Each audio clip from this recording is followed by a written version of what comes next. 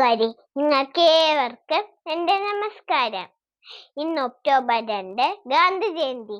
എൻ്റെ ജീവിതമാണ് എൻ്റെ സന്ദേശം നുറക്കെ പ്രഖ്യാപിച്ച മഹാത്മാഗാന്ധിയുടെ 155-ാം ജന്മദിനമാണിന്ന്.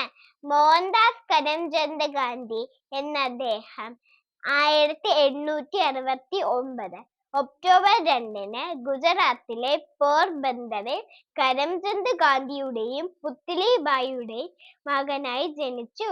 ലളിത ജീവിതശൈലിയും ഉയർന്ന ചിന്താധാരയും ഉണ്ടായിരുന്ന അത് ജീവിതത്തിലുടനീളം പാലിച്ചിരുന്ന വ്യക്തിത്വത്തിന് ഉടമയായിരുന്നു ഗാന്ധിജി.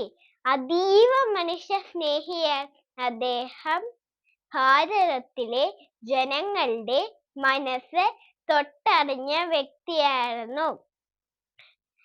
അതിനാൽ ജാതി മത ഭേദമന്യേ ജനങ്ങൾ അവരുടെ ബാപ്പുജിയായി ഹൃദയത്തിലേറ്റി. ഇന്ത്യൻ സ്വാതന്ത്ര്യ സമര ചരിത്രത്തിൽ മുഖ്യധാരാ മുഖമായിരുന്ന അദ്ദേഹത്തിന്റെ സമരായുധമായിരുന്നു സത്യവും അഹിംസയും.